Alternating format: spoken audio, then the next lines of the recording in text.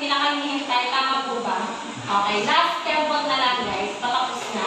Okay, so kapilala ko na po ang yung manipuri para sa inyong pananalisik. Walang iba kundi si Ma'am Sheila Basilio. Siya po ay ating Filipino teacher sa Senior High School Department. Siya din po ay isang guro sa pananalisik sa Triple I, no? Introduction, the Triple I, also the PR, si Ma'am Sheila Basilio. Okay, sige po, thank you so much. Ayan, so maaga po tayo mag-proceed. Okay, pumunta na po tayo, matatag. Sa matatag classroom, at manatili po ang pangkat ni Trisha. At lalo na sa aming ginagalang na guro, Ma'am Jenara Mawalo. At sa aming manunuri na si Ma'am Sheila Basilio. Ako nga po pala si Trisha May Valentino. At ako naman si Arlen Esquiray. At ako naman si Trisha.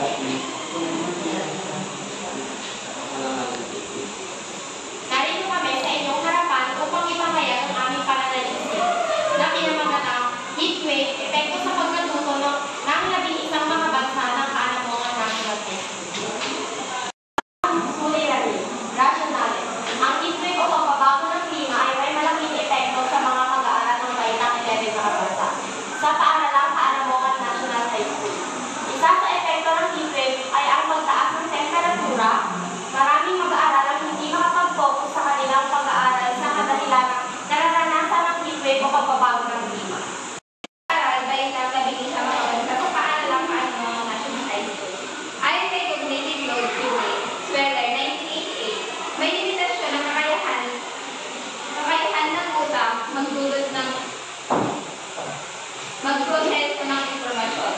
Ang sobrang init ay maaaring magdulot ng cognitive overload na nagpapahirap sa mga pag-unawa, pag-alala at pagsuri ng mga informasyon. Sa baitang 11 mga bansa ay hirap makapag-focus dahil sa dulot ng heatwave. Isa pa dito ang pagsasakit ng ulo at pagtahilo dahil sa dulot nito. Mayroon bang pagtaas sa bilang ng mga estudyante ay lumiban sa klase dahil sa init ng ulo? Pangalawa, ang kaugnayan ng matinding init sa antas ng enerhiya at sigla ng mga mag-aaral sa pag-aaral. Paano nakaka-epekto ang sobrang init sa kakayahan ng mga mag-aaral na mag-focus sa kanilang mga aralin?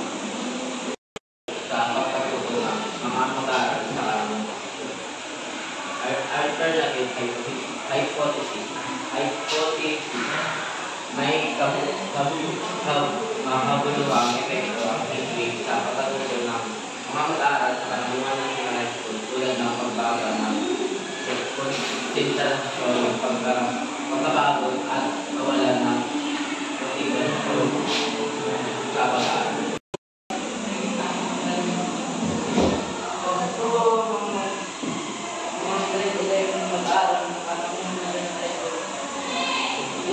Paglaan ng oras para sa pag-inom. Para sa magulang, magbibigay ang pag-aaral na gabay sa mga magulang upang mapanatili ang kaginhawaan at kalusugan ng kanilang mga anak sa panahon ng matinding init.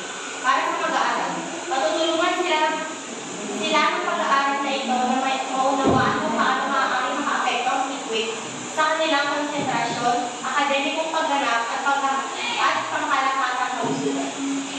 Sa loob ng ilang araw na maaaring magdulot ng negative epekto sa kalusugan at kapaligiran.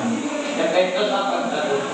Tumutukoy sa kung paano naaapektuhan ang kakayahan ng mga mag-aaral na matuto at mag-focus sa kanilang mga aralin dahil sa iba't ibang salik tulad ng init sa panahon.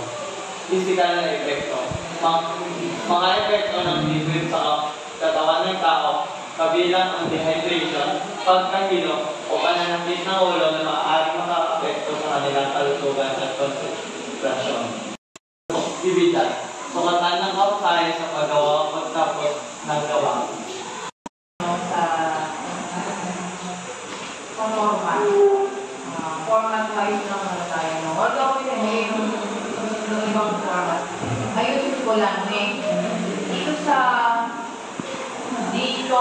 sa pananaliksik na iniharap sa mga guro ng National High School, nila nilalagay yung bayan ng Tatay Nasa Tarlac.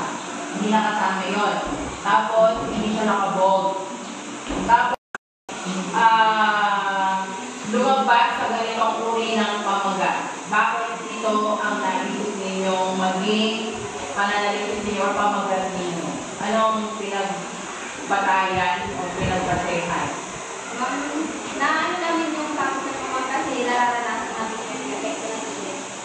Epekto ng init. Hindi kayo basta-basta kumukopya doon sa pinagkuhanan ninyo yan. No? Dapat kayo mismo, babasahin nyo lamang yung pinaka-abstract ng cognitive load theory na yan. Tapos gagawa kayo o magka-transcribe kayo. Itindihin ninyo. Tapos kayo yung gagawa nyo, sarili ninyo pagpapaliwanag tungkol dyan na kung saan, katapos nun, ikukonekta ninyo siya dito sa ginagawa ninyong pananalisik. Ako si Adrian Bagnas. Kasama ko po ngayon ang aking mga kaguro na si Miss Elise, Derek Academic, J.R. Bianes, Lucy Garcia, at Dory J. Zor. Nandito po kami ngayon upang ilahan at ipagtanggol ang aming pananalisik na pinamagatang pagsusuri sa mababang antas sa pagbasa ng mga mag-aaral grade 11 ng Akalikasan at Natikat sa Kanungungan National High School. Mga sali ng epekto sa mga akademikong pagganap. Gasyatan, kaunayang kayuni, masukat at malaman ang antas ng pagbasa ng grade 11 student section ng Kalikasan at Natikat. Mga taga-tugon, dalawang mag-aaral mula sa dalawang pinaghalong seksyon ng grade 11 ang halagahan ng pagbasa. Isang kasanayan na dapat gagayin ng mag-aaral. Pagsusuri sa Balayang theory. A. Self-regulated learning theory. Ayon kina Zimmerman at Chuck, 2022, tumutukoy sa kakayahan ng mga mag-aaral na pamasalaan ang kanilang sariling pagkatuto. Mga statistika ng mga national high school, mga suliraning pinapalagan, atas na kasanayan sa pagbasa ng mga mag-aaral sa grade 11, patunawa sa pinabasa, bilis ng pagbasa, ipagkilala sa salitaan,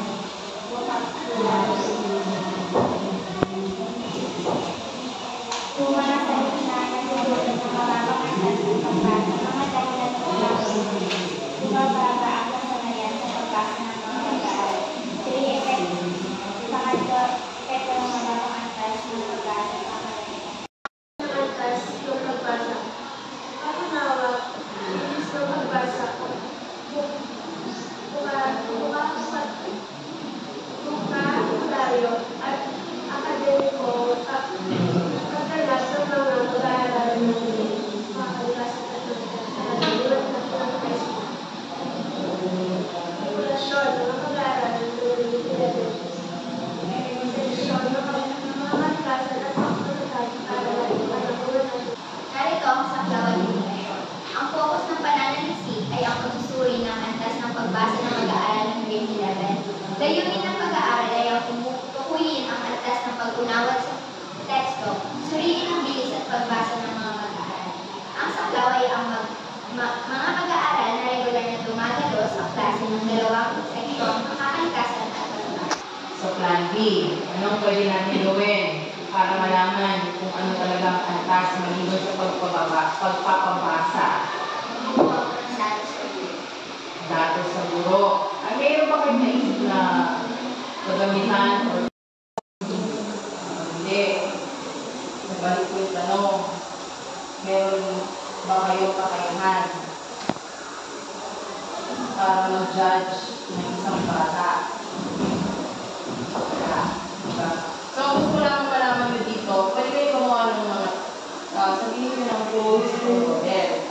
Hindi mo pwede sabihin na pinagbasa mo na siya, ay ito, frustration ko kasi hindi niya alam basahin yung church. Ay, ito ang bagal magbasa. Hindi niya pa alam bigkasin yung ibang salita. So, pwede siya sa instructional. Ay, magaling kong magbasa.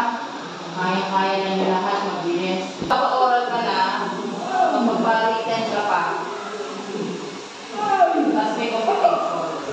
Doon mo yan siya ika-categorize kung under instructional, independent, or frustration. Meron kasi competition doon na kahit hindi siya marunong magbasa, pero hindi pa rin siya magpo-fall ng frustration. Sa yung categories din na napupul siya din sa pero yung isa pang oral, ang siya doon, yung fluency, pronunciation, then yung accuracy. Doon naman po magpupul. Ayun. Kung gano'n ko sa report ang magiging analysis mo, kailangan yung pagkasing mapagbibay yung pinabanggit ninyong mababang landas sa pagbasa.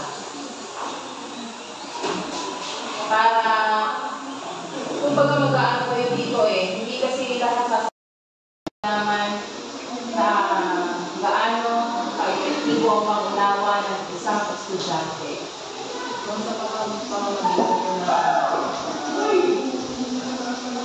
or ikaw ba may nabasa na naiintindihan niya? Paano mo malalaman na naiintindihan niya? Ano po, tungkol sa pinabasa mo. Very good. Magpapabasa ka. Tapos, gagawa ka. Okay. Any final words para masabi ninyo na nadepensahan ninyo yung mananaliksik ninyo? O isa-isa. Hindi nakakabukan naman. Ma'am, yung pag-aaral po na pinili namin ay nakatutulong po hindi lamang sa mga estudyante na hihirapan ng pati sa mga gurong hirap din magtulong sa mga estudyante na minsan may mga tamad, gano'n po.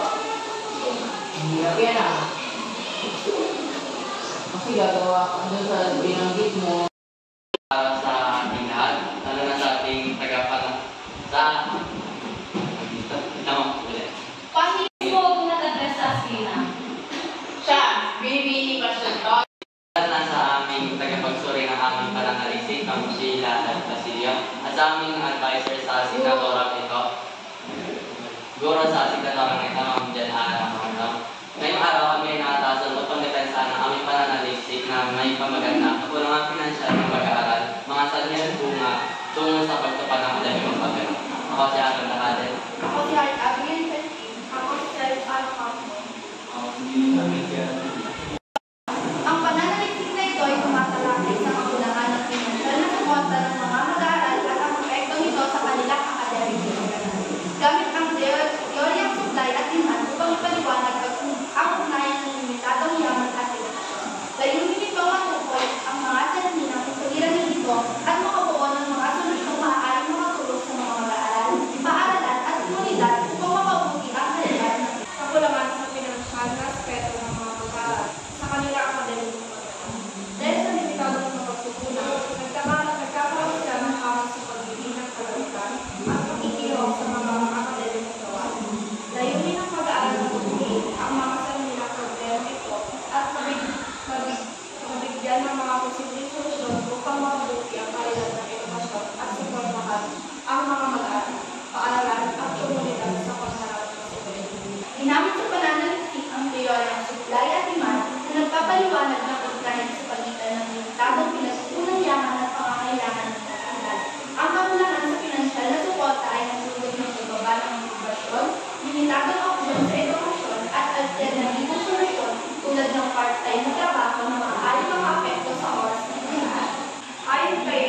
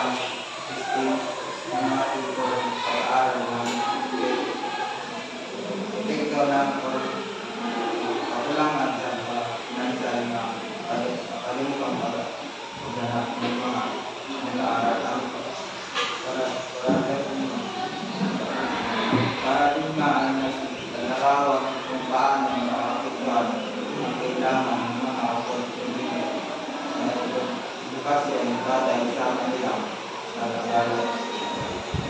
Saklaw nito ang kanilang profile, ay ang makabilitan gamit ang akademiko, partisipasyon sa mga aktibidad, at pang-araw-araw na pagpasok sa paaralan upang matutuloy ang tagumpayan nito sa kanilang akademikong resulta. Una, walang makabuluhang ugnayan sa pagitan ng kakulangan pinag-usan ng mag-aaral at kanilang akademikong resulta. Pangalawa, ang mga sabi ng kakulangan pinag-usan ng mag-aaral ay walang direktong epekto sa kanilang kakamit ang magkasabat sa akademiko. Ng anawan. Ang may focus sa kanilang financial constraint at akademikong resulta. Limitado ito ng mga variable tulad ng attendance, participation at performance sa pagsusulit, ngunit hindi saklaw ang iba pang socio-economic factors gaya ng family income at external influence sa kanilang pag-aaral. Lalo-lalo na sa aming manunuring at mga Sheila kasi at sa aming guro sa pagbasa at pagsusulit ng mga orlaw sa masayang araw sa pag-aaral.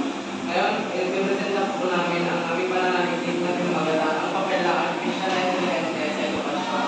Epekto at hamon sa pagkatuto ng pinag ng kalikasan at sa tatag ng mga national high school na taong panuruan sa 2024 hanggang 2025. Ako po ang Nicolas. Ako po si John Henry Ramos. Ako po si Mary Kate Cordera. Ako si Kinvite. Ako si Mary. Sa panahon ngayon, mabilis na ang mula ng teknolohiya at ang artificial intelligence ay nagiging mahalagang bahagi ng fashion. Ibibigay ito ng personalisadong gabay, automatic posture ng gawain, at nagkakasibak na sa mga mag-aaral. Gayun naman, may mga hatong tulad na nakulangan sa kalaman sa teknolohiya, simple pagkawala ng interaksyon at labis na pag-aaral sa iyo.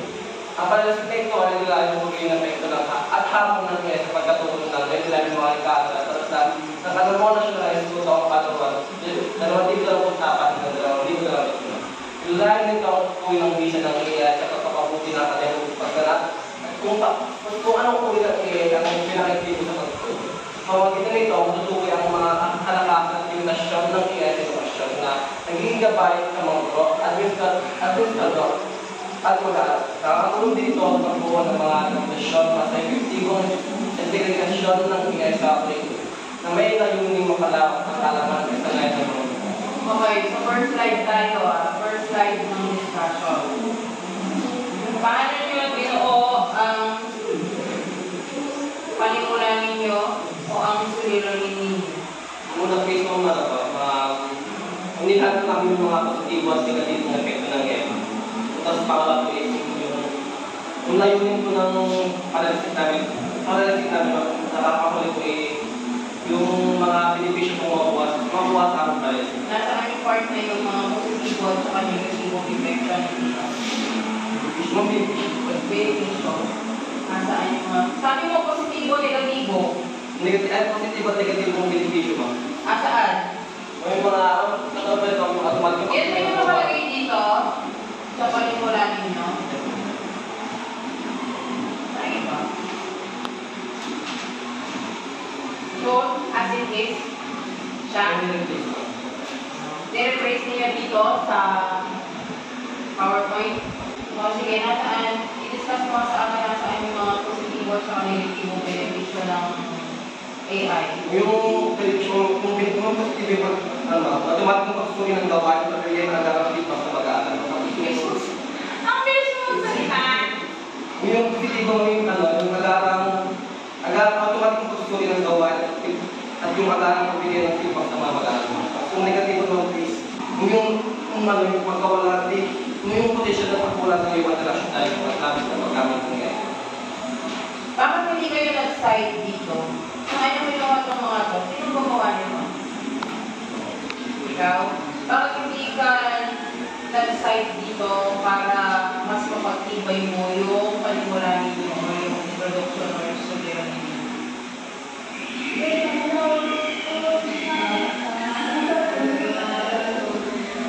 Ito na lang yung ginawa ko dito. Paano mo napanghawakan na yung positibong dulot ng AI sa isang mag-aaral?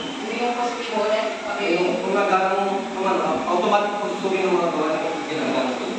Paano mo base lamang yan sa sarili mong interpretasyon o pananaw. Kung bakit ko ito na experience ko. O, self-assessment pa rin yan. Bakit hindi mo pinagtibay ang sinasabi mo karanasan na yan? Dapat mag-cite ka. Kasi, positibo at negatibo ang sinabi mo. Ngayon, paano mo masasabi na yung mga yan talaga yung naging positibo at negatibo epekto ng AI sa isang mag-aral? Ngayon, sinagot mo sa akin base lang sa sarili mo pananaw o assessment mo o karanasan mo. So, base sa iyo lang yun. Diba, kapag gumagawa tayo ng isang academic sulatin, anong uri ng sulatin mo? Isa itong objective, objektibo, hindi siya subjektibo. Bakit ka gumawa ng isang paimula na nagbase ka lamang sa sarili mo karanasan o pananaw na hindi mo pinagtibay? So, dapat, ano gagawin? Pagtibayin mo mag-cite ka. Okay? Okay lang yung ginawa mo na nabigay ka ng sarili mong pananaw. Pero dapat, sinupplement mo yun. No? Kasi naging subjektibo ka rin siya eh. Nagtitihan. Hindi lang sa pananalisip yun, sa lahat ng uri ng academic mong sulatin. Ganun dapat.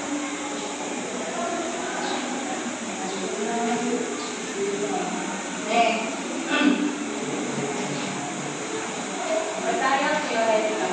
Ang artificial intelligence ay may malaking papel sa edukasyon dahil sa nakakatuloy sa pagbibigay ng mas effective at konsentralong pagkatuloy sa mga estudyante. Ayon sa mga teorya nila Jen Piaget at Vygotsky, ang AI ay maaaring makatulong. Vygotsky yung tama. Vygotsky, ang AI maaaring makatulong sa pagparalo ng kaalaman na mag-aaral sa mga magitan ng interaksyon sa mga marigilera at pag-optimize sa iba. Ayon kay Jen Piaget, natututo Jean Piaget at Lev Vygotsky. It's Piaget and Vygotsky. Ayon kay Jean Piaget, natututo ang mga estudyante sa Silent P. Piaget. ang mga estudyante sa pamamagitan ng kanilang sariling karanasan at pakikisalang buhay sa kapwa nila, may iba't ibang antas ng cognitive development. At sa pamamagitan ng AI, ay maaaring i-adjust ang paaral ng pagtutulog batay sa antas ng pag-unawa ng mag-aaral. Halimbawa, ang adaptive learning system ay nag-aangkong ng mga aralin alas sa pangangailangan ng estudyante. Kaya mas magiging epektibo ang pagkatuto. Malaki rin ang may tutulong ng AI sa mga mahal ng oras ng mga estudyante. Lalo na sa mga pagitan ng kanilang akademikong gawain at extracurricular na aktibidad. Sa mga pagitan ng automated scheduling at personalized study plans, mas madaling balansin ang estudyante ang kanilang mga gawa.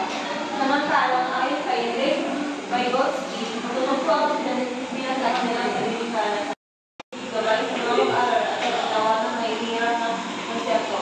Hanggang sa matutunan nila ang ikaw na mag-isa. Bukod dito, nakakatawa ang AI sa collaborative learning kung saan maaaring pagtulungan ng estudyante kaysa sa gamit ang online platform sa intelligence. Sino gumawa niya? Sino gumawa ng patayin theoretical? Ikaw. Ilan ang patayin theoretical na kinakaroon? Ilan ang patayin theoretical na meron dito? Dalawa. Asan yung isa?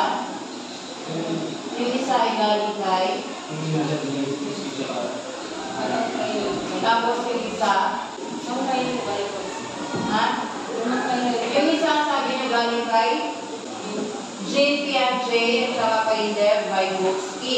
Eh yung isa ay? Ha? Dalawa. Durang mo kayo? Ano yung teorya na una? Pure of cognitive development ang nag-gagamit yung BJ. Tapos yung gamitin theory ko na galing kay Jean Vygotsky. So, Cultural theory. Sosyo. Cultural theory. Okay. Paano nyo kinonect yung mga teorya na yan dito sa pag-aaral ng mga pananaliksik ninyo dyan? Paano nagkaroon ng relevance yung mga teorya na yan dito sa pananaliksik ninyo? Lord, yung pananalistik namin tungkol sa AI, yung mga kabataan ngayon inaasa na lang nila sa AI, tapos nung papasok yung rin namin nun na kinakailangan mag-isa mo sa mga tao para mas mapalalang yung alam. Nasaan nakalagay yun sa theoretical?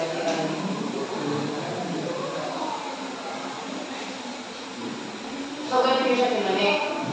Ngayon, nasaan yun? Sa theoretical. Saan yun siya nilagay yung part na yun?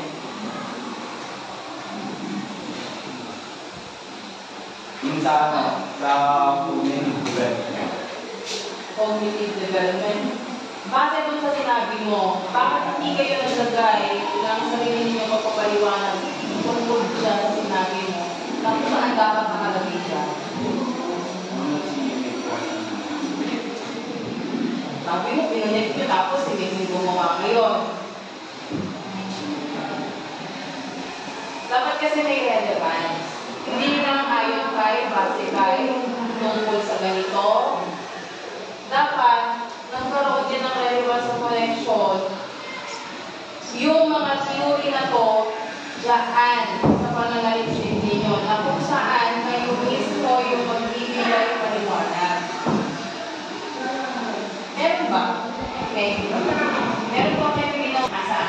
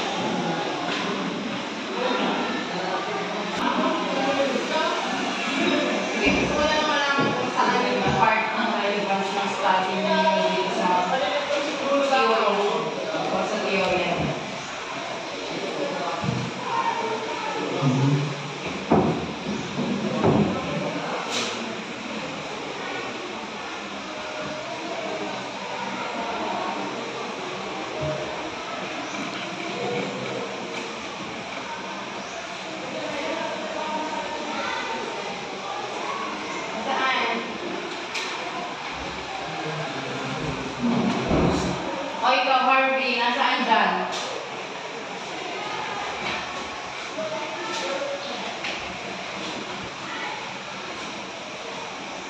Meron ba? Meron o wala? Jimboy? Alam nyo meron, hindi nyo na alam yung papel ninyo. Dito sa page 4, kung papansin ninyo at kung paano nagkaroon kayo ng connection o relevance dyan sa research ninyo, dyan sa mga sinabi ni Piaget at saka ni Vygotsky.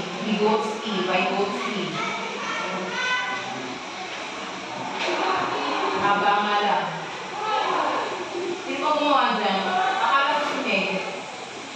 Hindi niyo binasa yung ano ninyo? Or kaya hindi niyo alam doon pinag-trace nyo lang, pinapaparace nyo lang kay AI? Tama? Nag-search. Tapos pinag-translate sa Tagalog. Tapos pinaparaphrase. Okay, Grammarly. And then, paste. Walang nangyari. Transcribe. Bakit mo nasabi? Kasi hindi nyo masagot. O hindi nyo pinag-aralan. Sige. Although sabihin mo lang pinag-paste yan, hindi nyo pa rin pinag-aralan. Kasi hindi nyo masagot yung tanong.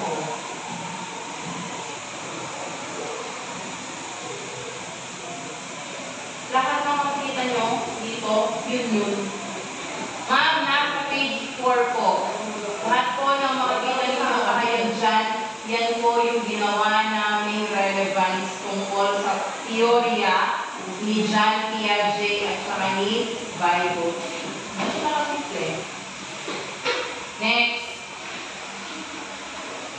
Conceptual.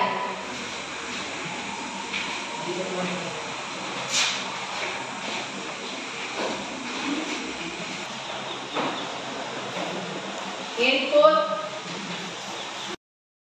Maraming mga estudyante ang tinatamad na or nawala na ng pagsisikap sa pag-aaral. Ayan ang sinasabi ko. Dahan-dahan kayo sa pagbibitaw ng mga salita. Nawawalan ng pagsisikap. Paano mo mapapatunayan? Nawawalan sila ng pagsisikap. Based on your own opinion, observation. Please na lang po lang. Maging firm kayo sa stand ninyo. Aral. Hindi kayo sigurado sa sarili ninyo. Maging firm kayo. Okay. Wala. Nagbabase lamang kayo sa judgment ninyo. Sige. Ang bag ng bawat isa sa content, yung boy. Sino leader dito? Okay. Kukonfirm natin kay Hardy. Ano ang bag sa content yung boy? Sa kahalaga ng pag-aaral. Rationale or yung kalimula. Tapos ako kasalanan pala rin siya. Kasi nag-assume siya. Mga bansa! Magandang hapon, ma'am. Magandang hapon, mga bansa! Magandang hapon, Magandang hapon, mga bansa! Magandang hapon din po naman. Okay, you may have take your seat. So, ayan po na makilala ko sa inyo ang ating manunuri para sa inyong pananalisik. No, siya po ay puro ng Talabungan National High School mula sa departamento ng Senior High School. Siya din ay isang puro ng Practical Research 2 and Triple I. Walang iba kundi ang ating manunuri ngayong araw nito, Madam Sheila F. Basilio. Palakpak po natin. Ngayon po, magsimula na tayo. Ang unang pangkat, mananatili po dito, and the rest po ng ibang grupo, balik po tayo sa Makabansa Classroom. Sige po, proceed na. Ganyan yung mga suot nyo. Parang sila din lang yung naka-formal. Huwag nakapagay na lang ako. Merong grading. Ano pong ginawa sa PR1? Hindi kayo naka-hire? Nakaganyan lang din kayo? Ang nakawin na siya to. Nakita ko. Simula na po ba? Magandang hapon po, ma'am. Yan ara. Nandito po kami upang i-present ang aking journey patungkol sa epekto ng digital na pagkasalin. Level ng pagbasa ng mga mag-aaral ng grade 11 mga bansa at mga ating mga national na ang pag-aaral na ito ay may basis ang epekto ng digital na pagkasalin sa level ng pagbasa ng mga mag-aaral at mahalaga ang pangunawa sa aspetong ito dahil sa lumalaking paggamit ng digital na teknolohiya sa edukasyon at ang maaaring pang maging epekto sa kanayan ng mga mag-aaral sa pag-aaral.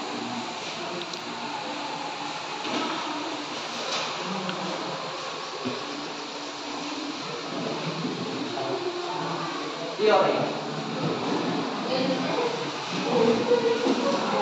Ang theory ng dual coding ay nagsasabi ng impormasyon ay mas epektibo sa tututunan kapag ito ay iniharap sa magkaibang paraan tulad ng verbal at visual. Ang digital na babasay ay maaaring may alok ng dual coding sa pamamagitan ng kasama ng teksto, larawan, visual, audio. Ang pagkakaroon ng iba't ibang format ng presentasyon ay maaaring makatulong sa pagganyak ng mga mag-aaral, mapabuti ang kanilang pag-unawa sa mga pangkat.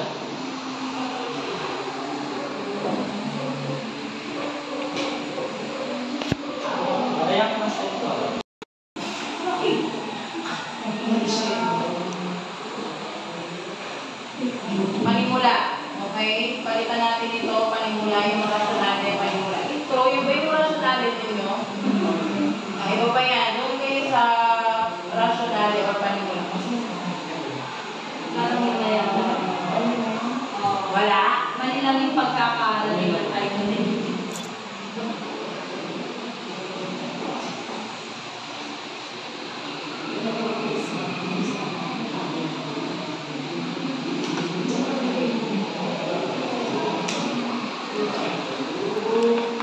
May kopya ba kayo dyan?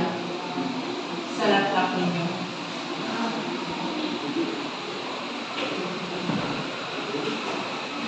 Okay, dito muna tayo sa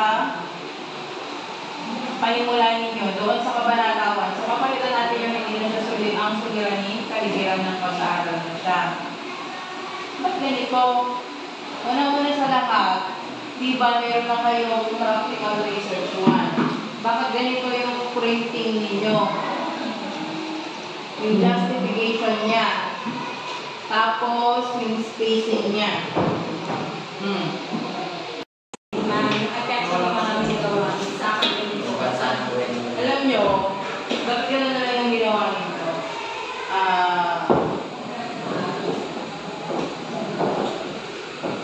Gawain pang-akademiko. Ano ba yung hinahanap nyo dito? Ang pansana ko yung ano ang mas mahalaga, yung pahinga ko yung assignment sa bata. Pero ano, pinakaiba. Nakaiba ngayon, JD. Yung original mo yung nawala kasi yung original ni Masaya, tapos yung nasira yung cellphone niya kasi ito yung binigay ni Michael kasi di sinabi. Pero ano ba talaga yung gusto ninyo hanapin? Ano ba yung problema? Talaga? Yung pagka kuwan ng mga estudyante yung pag nasa bahay kasi wala na silang oras sa pagdala yung assignment. So, time management, yan. Eh, bakit naging maraming gawa yung pang-akademiko? So, kung ang hinahanap ninyo, yung oras, na mas marami pa sila sa nito? Sa mga assignment yun sa Assignment kesa sa time management, yan. Anong ginamit na teorya? Sino gumawa dyan? Angel